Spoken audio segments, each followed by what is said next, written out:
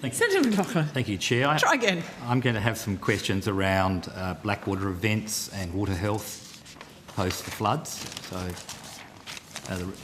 if the relevant officials can come forward. We'll bring documents to the table. Thank you. Thank you to the authority for its comments regarding the difficulties many South Australians have had to endure in their hardships, and my mind also turns to Robert Westbrook, who tragically died during the floods, and my thoughts are with his family.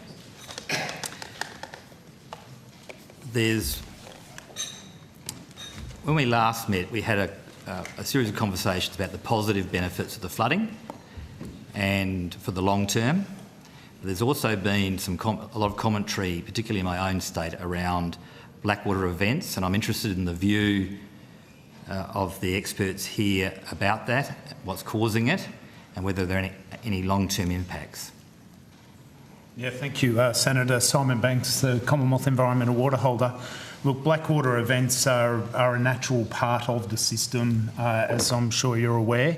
They are one of the consequences of floods, where water moves across the floodplain, picks up the organic matter, and then that breaks down, creating blackwater. And to a degree, that underpins the productivity of a river system, but can get to a point where it leads to low oxygen or hypoxic blackwater in the system, and we've seen that quite widespread. But that's a consequence of many of the wetlands and forests that perhaps haven't had a drink for many years. That as the water drains off, it's going through this process of breakdown that's led to the hypoxic blackwater that we've seen in the system. What we've been doing where we can, there's not a lot we can do with environmental water, but where we have been able to do something is in the Edward Collect-War-Cool system. Throughout the flood, we've been working with the Murray Irrigation Limited and landholders in that system to create freshwater refuges for native fish, in particular fish like the Murray cod. What we're doing is diverting water through the infrastructure, and that's water that hasn't gone through the forest, so it hasn't gone through that process of breaking down the organic matter and so on. And by using what they call escapes, we're dropping water into different sections of the river, and providing well oxygenated water for the fish to then seek refuge in until the sort of blackwater events pass. Do you see a need to replicate those initiatives in South Australia at the moment? Look, I think that depends on the infrastructure that's available, and you know, like we're in probably a good position in with Murray Irrigation Limited, where there is good infrastructure in there, and we can actually divert the water around, so it's not adding to the system, it's not exacerbating flooding, it's just simply diverting water in the system around the forest. I don't know that there's necessarily the same sort of infrastructure in South Australia that enable that, and that's where I sort of said that there's not a lot we can do. There are certain sort of situations where we can do something, and where we can, we certainly do, and it's been proven as a successful strategy. Like those refuges that we create have shown to assist the fish, and we all recall a sort of, you know, there's been terrible circumstances where the hypoxic blackwater has led to quite severe fish kills. Well, where we can do something about it, we certainly have.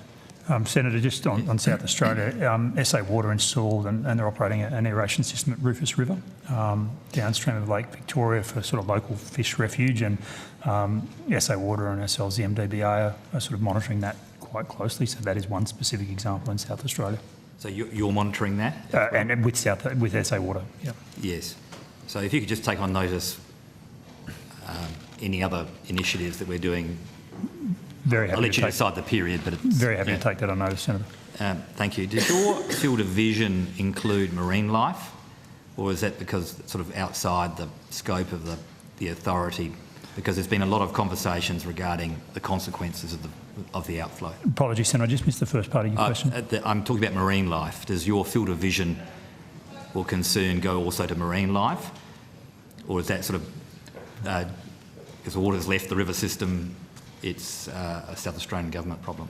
Yeah, in terms of my remit, it's about protecting and restoring the environmental assets of the Murray-Darling Basin, so perhaps doesn't include the marine life. But I think, when you get floods like this, then there are consequences, obviously, to the communities, at the end of the system, and it will take, I'd expect it would take some years for those marine communities outside the mouth of the river to recover. But that's part of how the system operates when you get big freshwater flows, which have significant benefits further up the stream for the environment.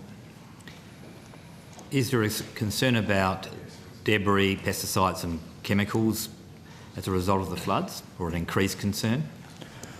Largely an issue for the state water authorities. I think certainly the water authorities are monitoring both that and issues like blue-green algae as well. So the state authorities have responsibility for both providing notification and monitoring water quality. I know, for example, SA Water has issued warnings around algae and the like in Lake Bonnie and other parts of the basin. So that rests with the state authorities, Senator.